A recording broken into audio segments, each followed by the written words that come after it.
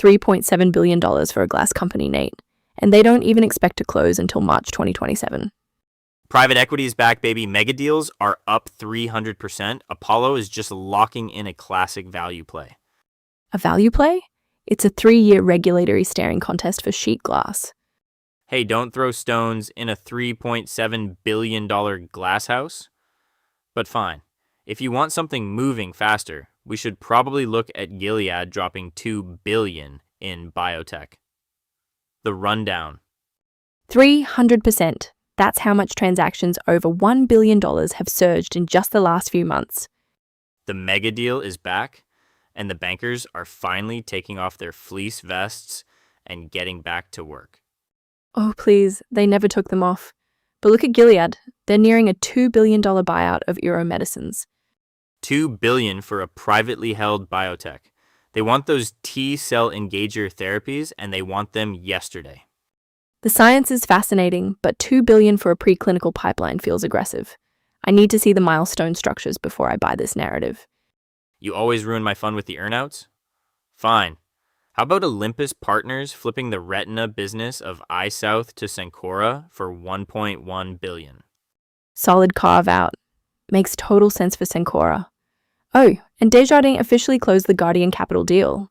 $1.67 billion. They aren't messing around in asset management. Total power move.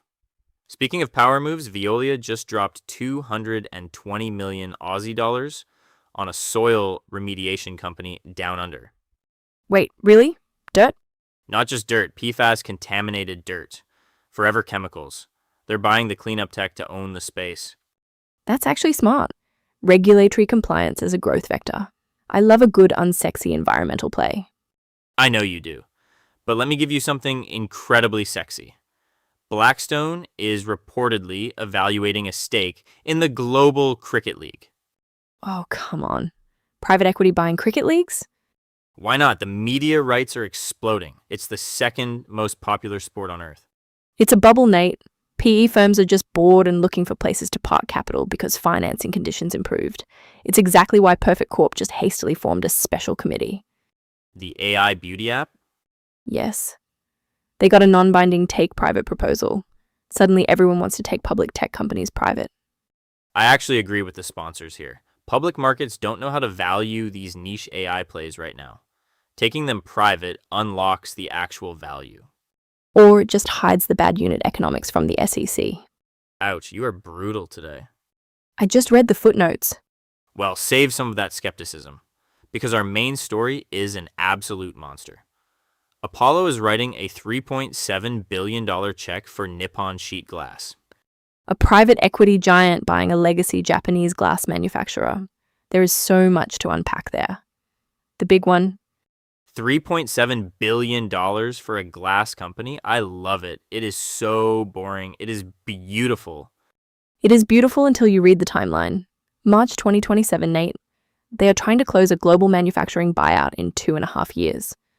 Regulatory approvals take time. Nippon Sheet Glass has a massive footprint. You do not just snap your fingers and integrate a cross-border operation like that. 2.5 years is a lifetime in private equity. You could raise a whole new fund, deploy it, and fire half your partners in that window. You are tying up billions on a regulatory maybe.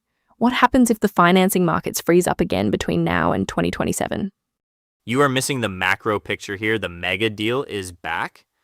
We are looking at a 300% surge in billion-dollar transactions just in the last few months. 300%. Private equity firms are incredibly bullish right now. They are prowling the public markets looking for solid but unloved companies to take private. Okay, I will give you the macro data. Financing conditions are improving, but taking a company private to unlock value is usually just banker speak, for we are going to lever this thing to the moon and fire a bunch of middle managers. That is entirely unfair. Sometimes they fire senior managers too. Fair point. Look, public markets hate legacy assets because they require massive capital expenditures and the returns take years. Apollo can do the heavy lifting off the public stage. It is a classic value unlock. A value unlock if the antitrust regulators actually let it happen. I read the press release twice because I genuinely thought the 2027 date was a typo. If I am an Apollo LP, I am asking why we are waiting almost 3 years to close a deal on car windshields and building facades. Clearly, they saw a transparent opportunity. Do not do that. I had to. The window was right there. Stop, I'm muting your mic. You cannot shatter my dreams, Maya.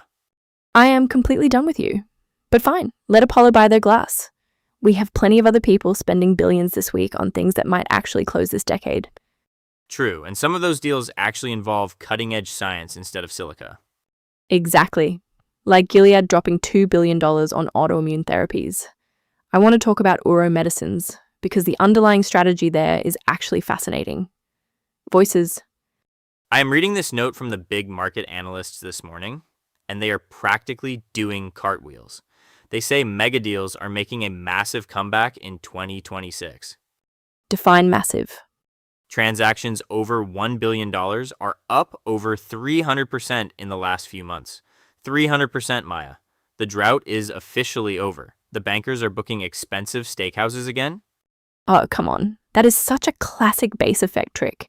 You go from 0 deals a month to 3 deals a month, and suddenly you are up 300%. It looks amazing on a pitch deck, but I pulled the actual data. The absolute volume is still nowhere near the peak. You are getting hyped over a dead cat bounce. Spoken like a true journalist trying to ruin my good mood. But look at the private equity side. The insiders are right when they say PE is incredibly bullish right now. They are hunting for public companies to take private because financing conditions are finally thawing out. Okay, I will give you that one. We literally just saw Perfect Corp, the AI and AR company, scramble to form a special committee because they got a preliminary take-private offer, slipped right into their inbox. Hastily formed special committees are my absolute favorite kind.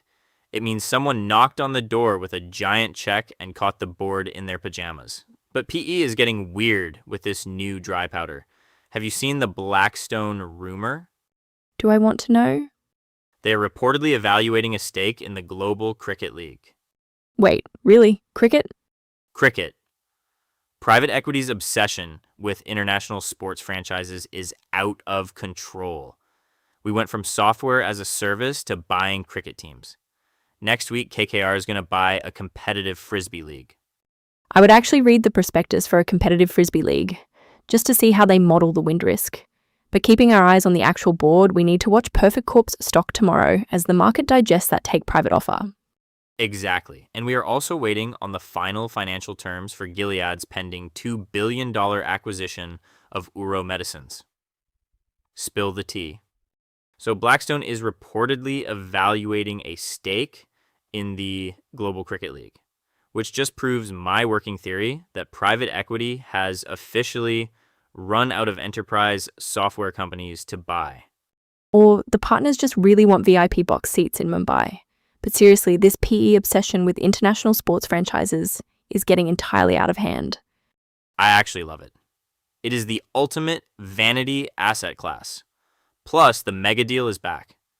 Transactions over $1 billion are up something like 300% in the last few months. They have the dry powder. Why not buy a cricket team?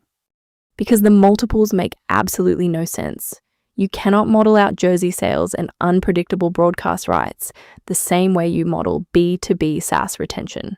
I refuse to believe Blackstone's investment committee looked at a cricket league and said, yes, this is a highly predictable recession-proof cash flow business.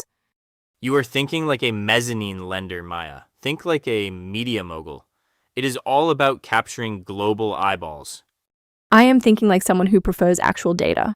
Speaking of things lacking concrete data, did you catch the absolute scramble over at Perfect Corp?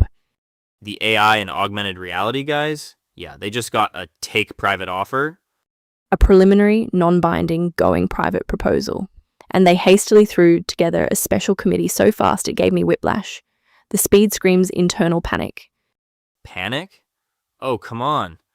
That is just textbook corporate governance when someone slides a napkin across the table with a buyout number on it. You have to lawyer up. A non-binding napkin. It has all the hallmarks of a pure fishing expedition. Industry insiders are getting bullish again. Financing conditions are improving. Perfect Corp's stock is going to be completely wild tomorrow while the market tries to guess if the money is actually there. Oh, I will definitely be watching the tape on that one. But if we want to talk about private equity deals that are actually real and not just scribbled on a napkin, we should probably look at Apollo dropping $3.7 billion on a glass manufacturer. Now that is a classic buyout story. Tomorrow's radar. I'm hitting refresh on the SEC portal tomorrow morning for the exact terms on Gilead buying Ouro Medicines. $2 billion for a private biotech feels incredibly steep. Steep?